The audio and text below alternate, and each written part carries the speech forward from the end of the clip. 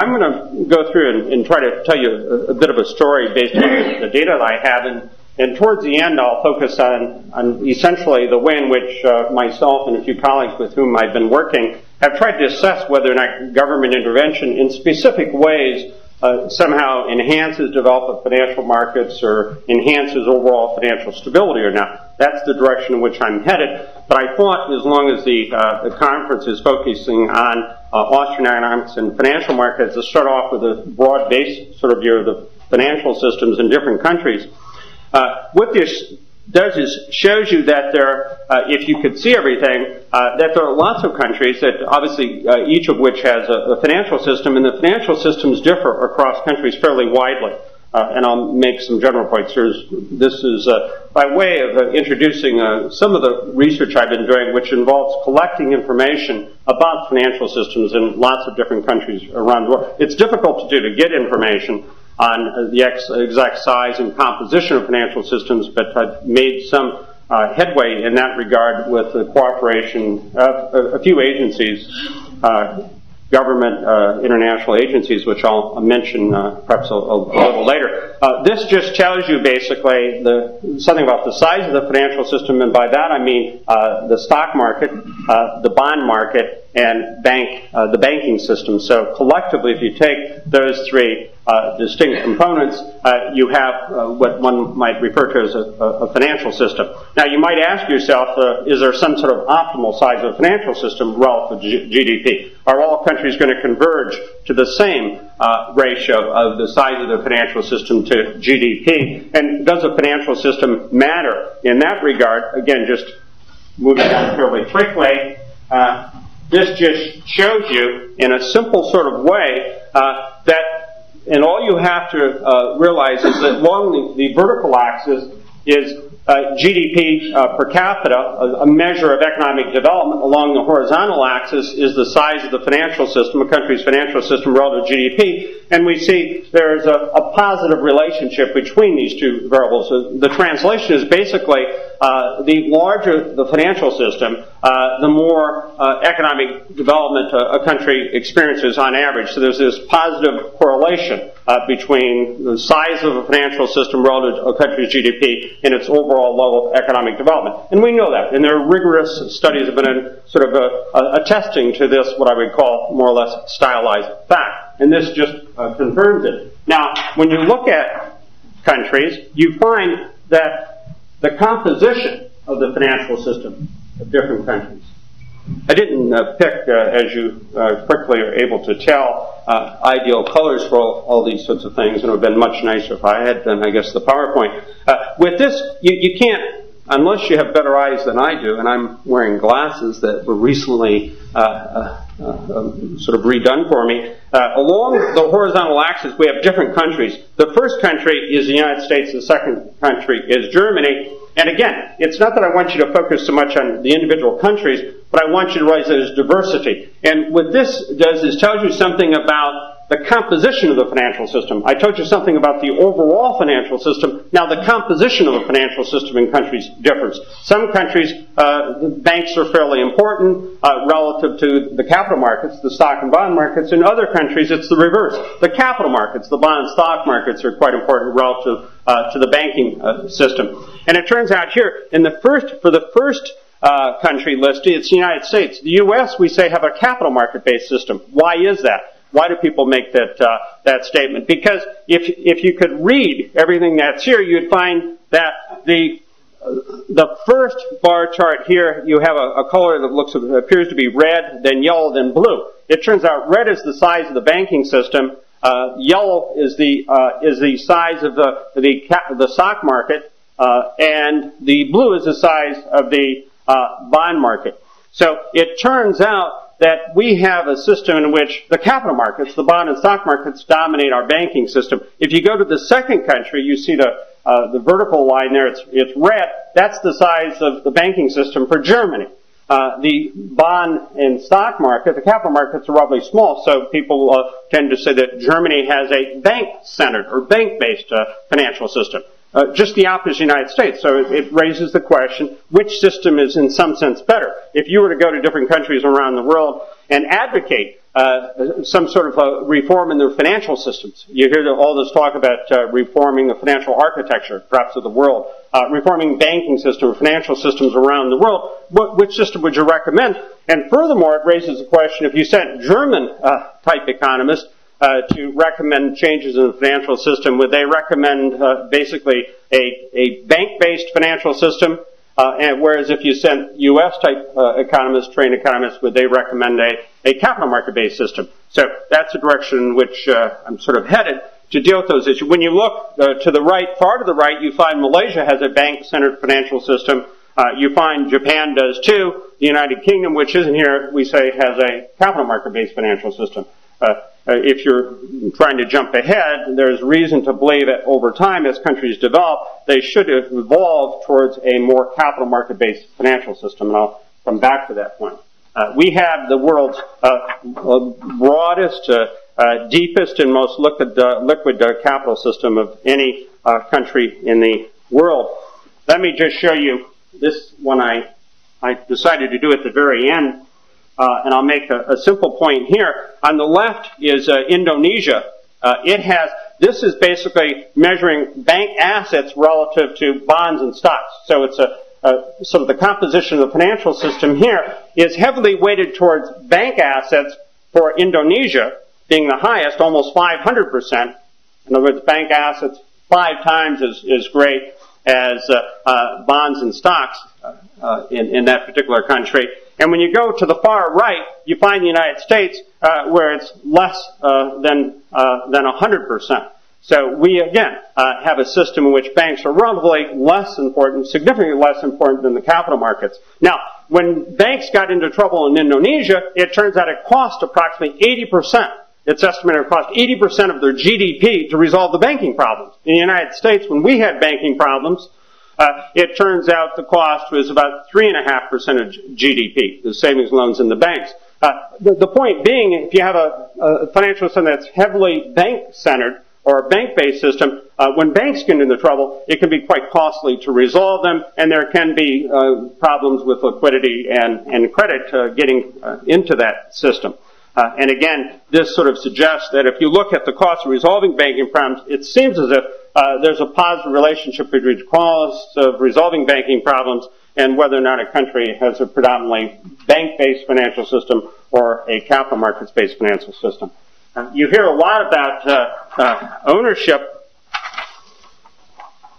of crony capitalism and all those sorts of terms being used in Southeast Asia when Southeast Asia had a major financial crisis or / banking crisis in mid-1987. Most people attribute the origins to Thailand. Some dispute over that, whether it really began somewhat earlier in Taiwan and so on and so forth. I don't want to get into that now. But here shows you the ownership of the stocks that are out there in the marketplace in these different countries by the nation's 15 richest families. And you can see in some countries, 15 families control over 60% of all stocks in the country. Now, you might, to put that in some perspective, think about the wealthiest individual in the world, Bill Gates. He owns approximately 20% of Microsoft. So that's 20% of one company. 20% of Microsoft, whose net worth is estimated to be approximately $100 billion. Microsoft's capitalization about $500 billion. But he owns significantly less than 1%, far less than 1% of the value of all stocks in the United States. If you took 15 richest families in the United States, you wouldn't come anywhere near these sorts of numbers. So again, it tells you not only do you have banking-based systems in a lot of these countries, but you also have a concentration of wealth centered in relatively few families, which gets at the issues of who can control decisions made by top government officials. Now, continuing on and looking at again the composition of the financial system, this just, and again, the point of this is not that you. I fully realize that nobody, I assume, not even Barth there way in the back, can sort of identify each and every country I can't even, standing here, I can't even see some of the countries. The names of the countries here are listed not horizontally but vertically. And it just means that some countries have a fairly a lot of bank assets relative to GDP, and it goes down very far. Now, what's the point of showing you all these countries? Why not pick 2 or 3? Well, if I went to the trouble of collecting a lot of information on a lot of countries, you're going to have to bear with me. Okay, I did the work, and I'm proud of it, so I'm going to show it to you. No, it's not just that. Okay, I do have some shame, and I do wish to tell a bit of a story. So it's not to impress you that I collected lots of information. This is hard information to obtain, to be quite honest. It's not easy getting information on countries around. And I was doing it through official channels. I had the cooperation of the Office of the Comptroller of Currency and the World Bank to get information. And even then, it's quite difficult. And we've obtained information. Here, there are about 80 countries. Actually, we have information on approximately 100, slightly more than 100 countries around the world. Now, I might ask you if you know how many countries there are today in the world. It's a very difficult question. Pardon? Yeah, those are good answers. Okay. Some positive number, you could say, fewer than 1 million. No, but 193 is roughly, I think, an official number. I wanted to know one, so I could tell you. I say I have 80 countries or 100 countries. You say, well, out of what number? What's the total? Is that a large percentage or a small percentage? So I want to be able to answer that question. So I called basically the International Monetary Fund, and they say, we can tell you how many member countries there are. 182. I say, fine. 182 out of how many potential members? They said, well, 182. That's the number of member countries. And I said, yes, but out of how many? How many members could you have if every country became a member? They said, well, we have 182. We can't answer that question. And you might wonder why it is they have some trouble bringing about appropriate reforms in some countries when they don't know how many there are. Interesting sort of issue. I finally went, and I was told at one point I could call the geographer. After calling, I went to the World Bank, I went to the United Nations. We know how many member countries are in the United Nations. And so I just called around, pretty persistent. And I was told there's an official geographer at the U.S. State Department. And the official geographer could answer this question. So I called the official geographer, and guess what I was told? The geographer was on vacation. So one geographer should be roughly, and I know this is exaggerating, about as good as any other geographer. So I called the head of the geography department at Auburn University, where I teach. And the gentleman said, Jim, that's an extremely complicated question. And I thought I was talking to another economist, for a second. He didn't ask for that, for a consulting fee, he would tell me or anything. But he told me once I got an answer, call him back because he'd like to tell his students. So I do. And I've had occasionally people call me and ask me how many countries are in the world now. But 193 approximately. And on the eve of World War II, there were approximately 70. The turn of the century, there were just slightly more than 40. And I don't want to trivialize the issue, but let's move on. So it turns out of the 80 countries, there's wide diversity in the size of the banking system. The United States, 65%. And again, it's an interesting question to ask yourself. Is there an optimal ratio here? So are all countries converging to the same size banking system relative to the size of their economy? Is 65% too high, too low? It's like Goldilocks. Too hot, too cold, too high, too low. What's the optimal size banking system? Interesting sort of issue, and you could say let the market decide, and I'm certainly not opposed to that, but the point is it's not always the marketplace that's determining the size of the banking system. I'll come back to that in a few minutes. So there is diversity around the world. It turns out, you might say, does that matter, the size of the banking system? Again, if you just simply look at a simple correlation, like I did earlier, you find there's a positive relationship between the size of the banking system and the level of a country's economic development on average. But actually, it turns out we found that this is the same sort of result that we got when we looked at the size of the overall financial system. It's positively correlated with the level of a country's economic development on average. But the banking system is too, so that suggests, the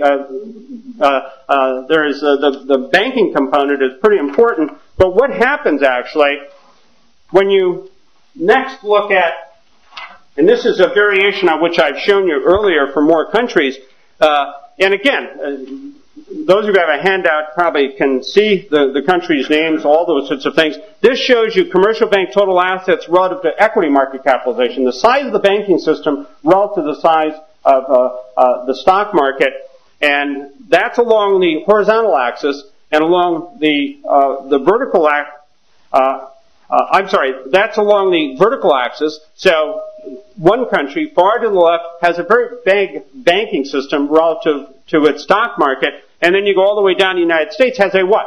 As I've told you earlier, a relatively small banking system compared to its stock market. And again, that's consistent with the United States being referred to as a capital markets-based financial system. If you go far to the left, you'll find Germany, and you find some countries that are probably less interesting you, Fiji and those sorts of things. But again, for various reasons that I won't go into here until we move on, I am interested in this sort of diversity. It asks you a question. Why are these such differences? Is it a result of market forces operating differently in so many different countries, or is it the government sort of intervening and influencing not only the size of the financial system, but the composition? And I would argue, and we don't have time today, that it's largely the latter. Governments intervene, and they actually importantly influence the shape or the composition of a country's financial system. Again, then you might ask, does it really matter if banks become far more important than, say, capital markets?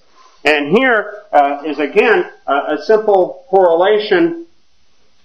And you find, actually, there's a slightly negative relationship, which is to say if banks grow relative to the capital markets, in this case the stock market, it turns out that you tend to have a sort of a negative relationship between the ratio of bank assets to equity market capitalization and a country's economic development.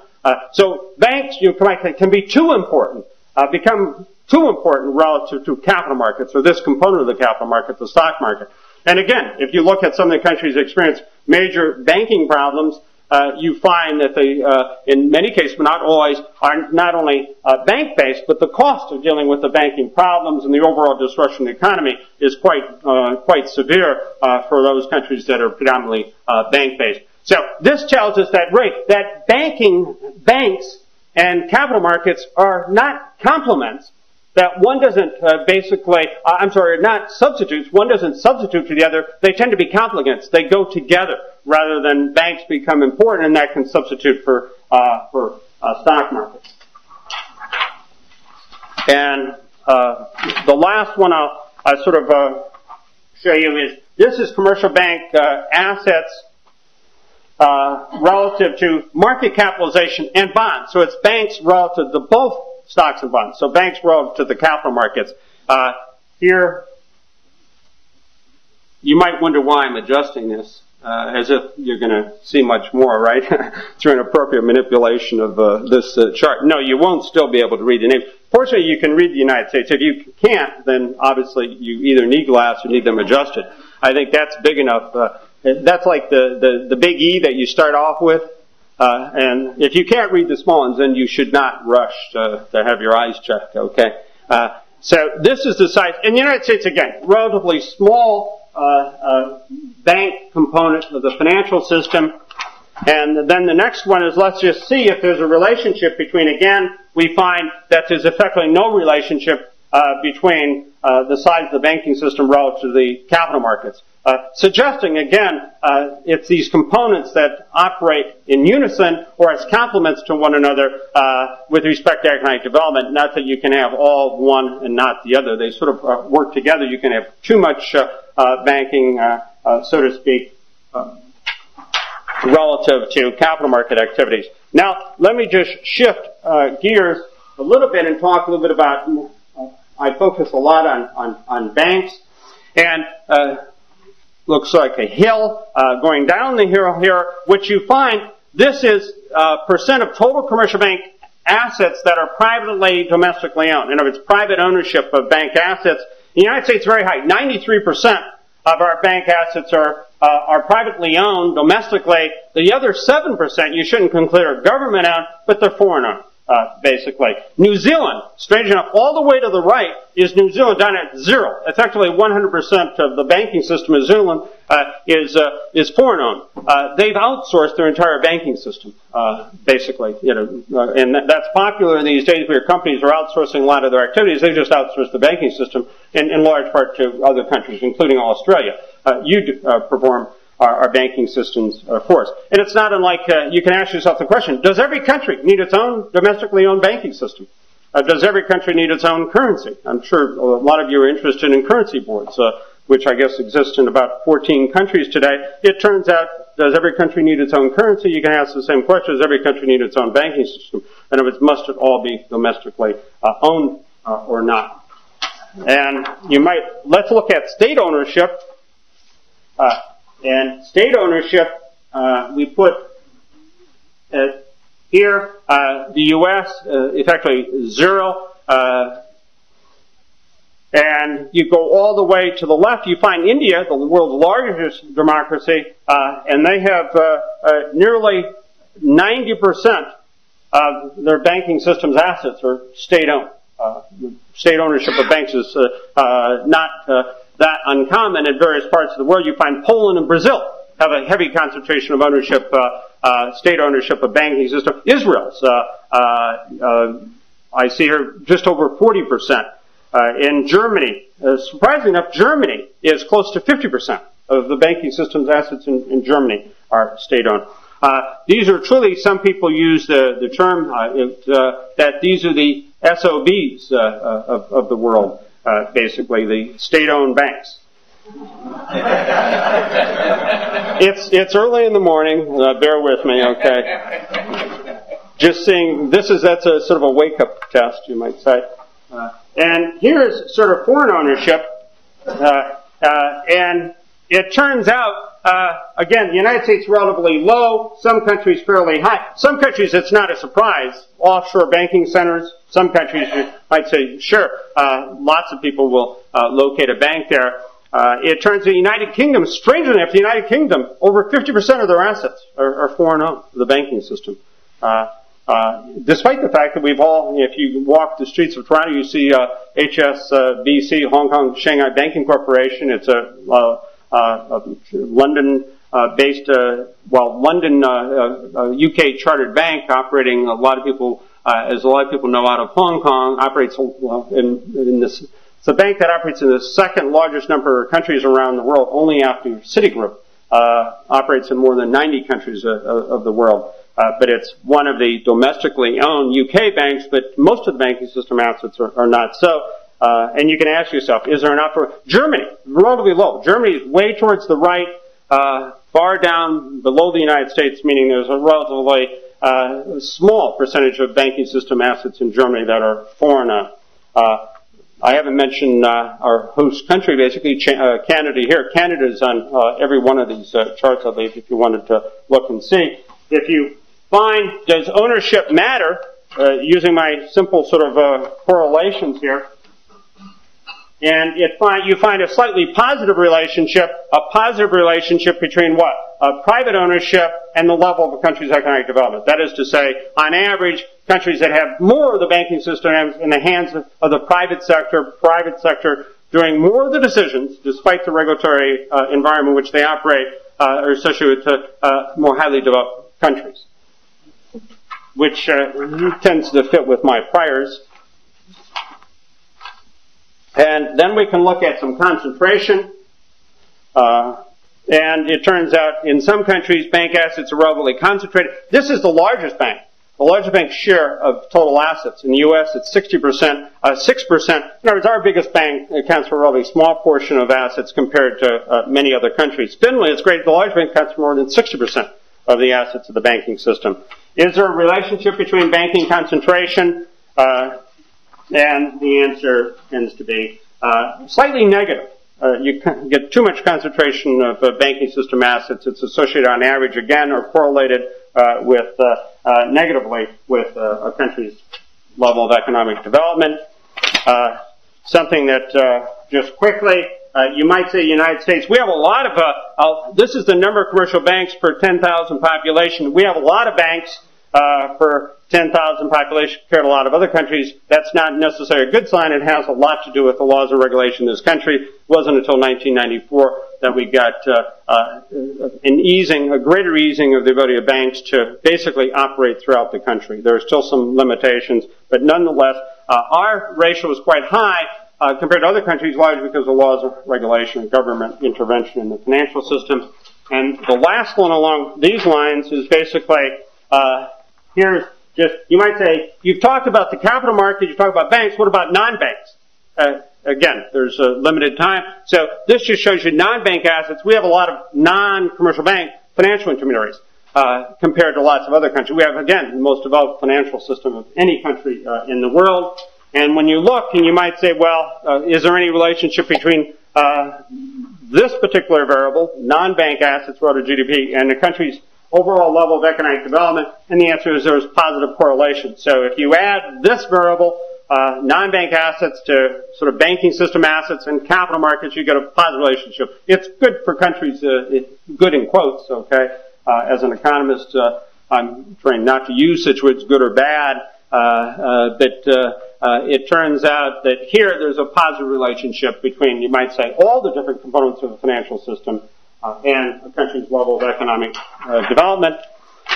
Let me just sort of shift gears now and say we have had, this doesn't show up too well, what this is banking problems around the world. Wherever you see some color there, it's countries that have had, the darker colors indicate where there have been banking crises, and the lighter colors indicate where there have been no crises, and then the white have, and we know Russia has a banking crisis, but these are specific countries that I've been looking at with some people, and I'll come back to that in a few minutes. We have identified 106 countries in which 61 of those countries had really serious banking crises. Crises meaning the capital in the entire banking system has been depleted. And there have been other countries, not on here, another 70 countries in which there have been significant banking problems. And again, depending on terminology and those sorts of things, we haven't sort of included them in our data set here. And you find that these crises have occurred all over the world in all different geographical regions of the world and all income regions of the world. They haven't been restricted, for example, to a particular continent or a particular income level. I'm good at it, you can see, sort of using transparency, which nobody can read anything, so you probably don't know whether what I'm telling you is actually correct or not. I can use like the good phrase, believe me, trust me, okay? I'm telling you nothing but truth.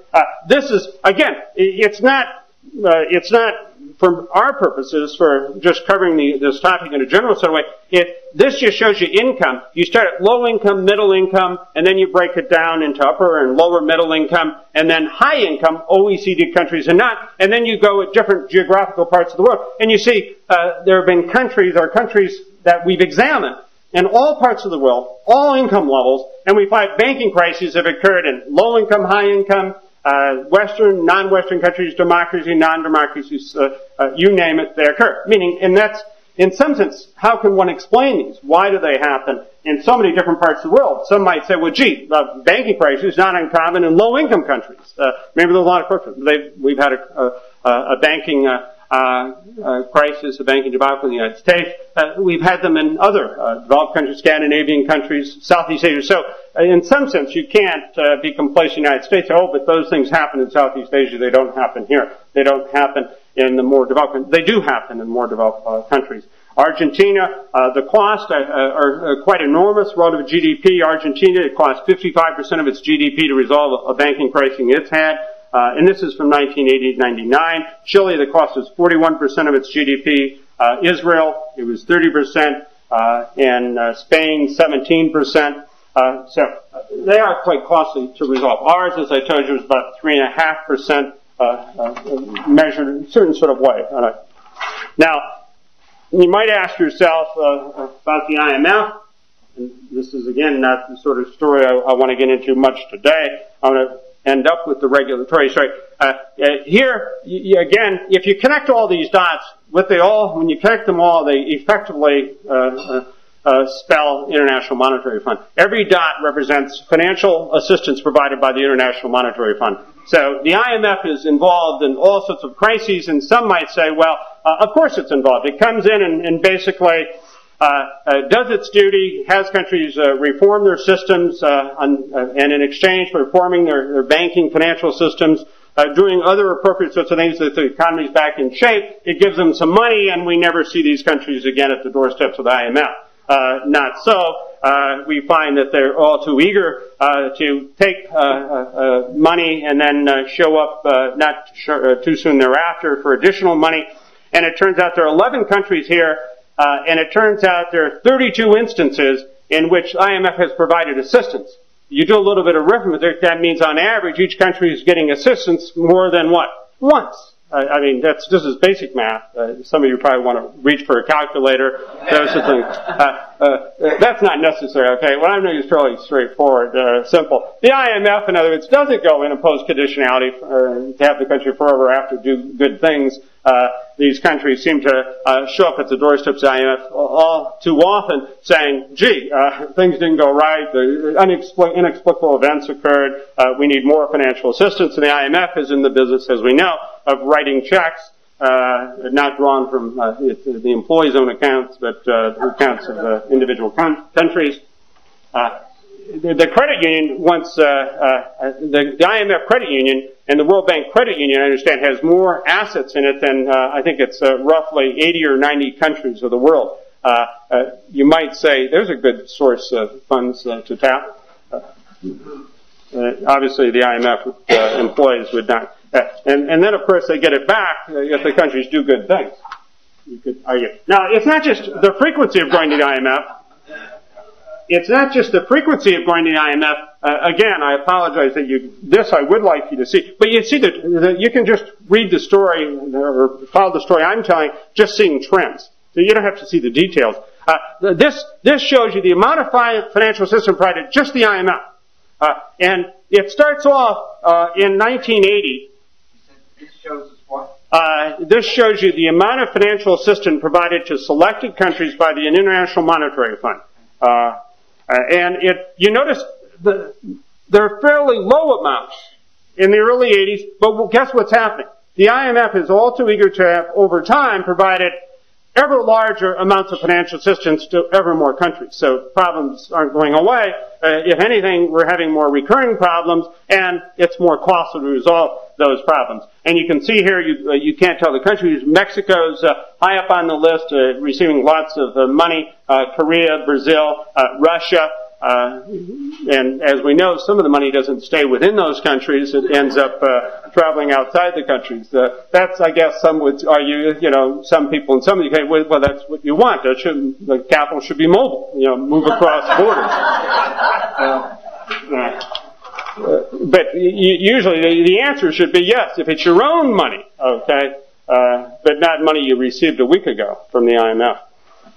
And it turns out that here, the size of the rescue packages is really daunting.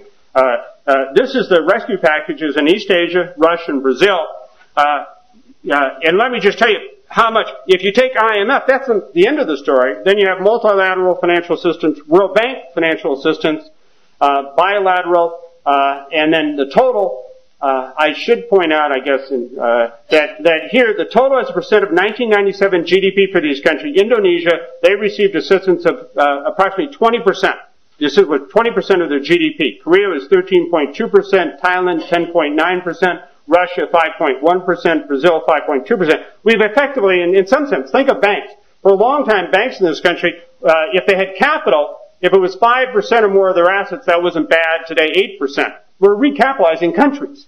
If you look at their banking systems, the financial assistance, these rescue packages, as a size, as a percentage of the bank assets in those countries, it was 44% in Indonesia.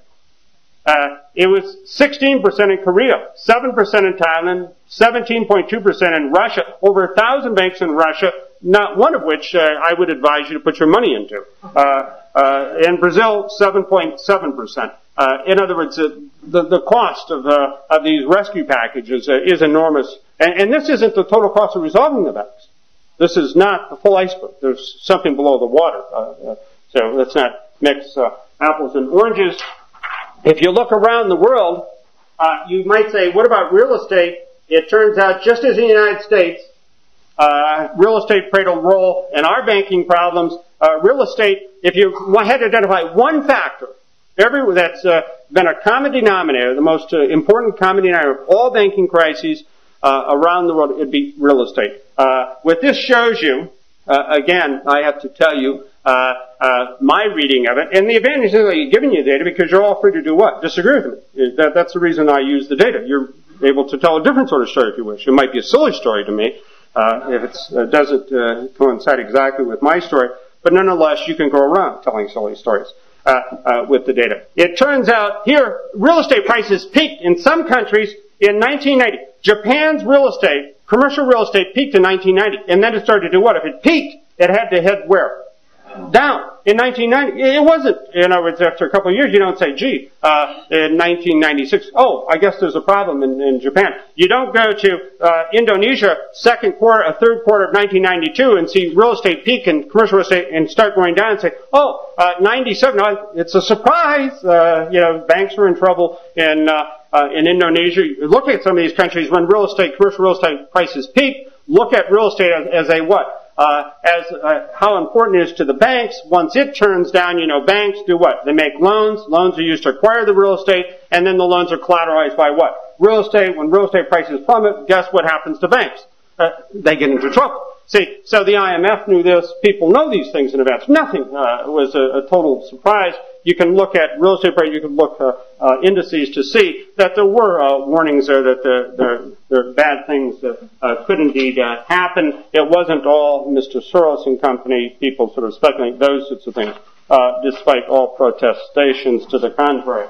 I don't have here. I'll skip this one. You saw enough of it anyway, I'm sure. Okay. That was basically just to show you that the exposure, banks were exposed, and a little bit of ownership.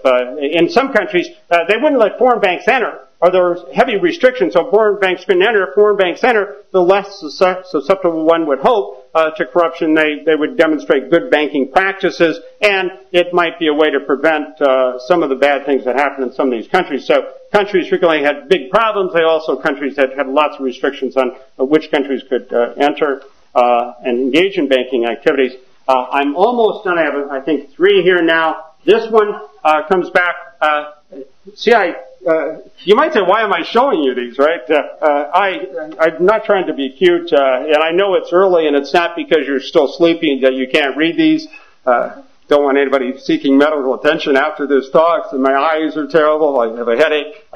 Everything was blurred, my vision. You can drive safely when you leave here. It turns out, again, this is small, but I'm showing you what? Diversity. That's what I'm trying to show you. Like, look around this room. You can't focus on every face and memorize it, but you see there's a lot of diversity. Age, sex, and so on and so forth. So it turns out here there's diversity. What is at the top? And this gets at this famous question, which is, what is a bank? Well, a bank is a different institution in the United States than it is in many countries around the world. For example, we have low-income, high-income, and middle-income countries here, and we have lots of countries. The 3 headings: securities activities, securities, insurance, and real estate. What this does, it says, can banks engage in securities activities as part of their mandate? Can banks engage in insurance activities? Can banks engage in real estate activities? Underwrite, develop real estate, sell real estate. And the answer is, the first column, I can't show it, to the left under each of the headings, is yes, the second is no. The U.S. is, in some respects, many respects, out of step with many countries around the world, whether it be high-income, middle-income, or low-income countries. It restricts its activities to a greater degree than many other countries in the world. Most countries permit the banks to engage in a wide range of securities activities. They put more restrictions, the most restrictions, on real estate, certain types of real estate activities. So we see that even a bank is restricted differently in different countries. More restricted here than in other countries around, particularly European countries. Another issue, if you follow sort of banking in any sort of detailed sort of way, those of you who do, you know obviously Congress is considering legislation that effectively is going to define a bank. Say, if you work for a bank, Congress is going to say, now, here are the sorts of activities in which you can engage. Because you now own a bank, you work for a bank. You don't yet know what the Congress is going to permit you to do. Regardless of your skills, training, or anything else, you're waiting for the Congress to give you permission to do certain sorts of things, maybe more things you could have done in the bank, or they may restrain certain things. They even get involved in the ownership. Who can own a bank? Microsoft, for example, in the United States can't own a bank without getting out of the business it's currently in, which would be obviously ridiculous. But it turns out Bill Gates can own a bank. You know, see if that makes sense. Again, the logic of the Congress is something that would give you a headache and might prevent you from driving for a while. It turns out that we do have mixing of banking. It occurs in many other countries.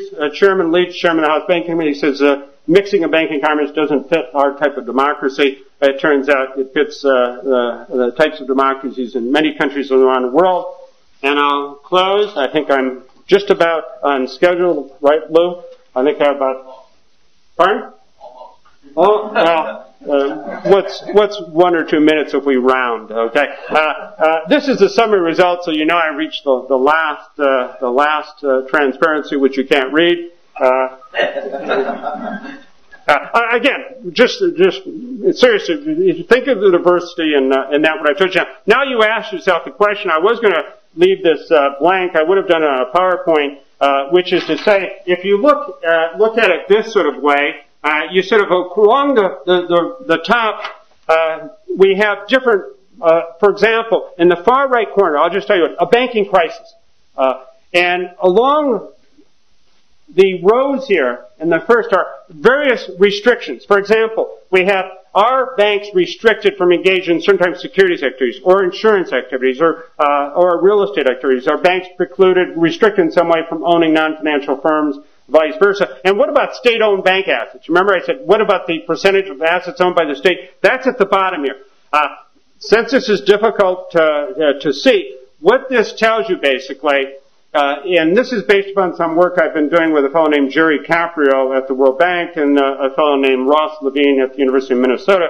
And it relates to some research that I'm presenting at a conference at Harvard the end of next week, in which basically what you would like to, if you thought restrictions really are beneficial, you restrict the activities of banks, you would expect to find in the column, for example, the banking crisis, you'd expect to find negative signs.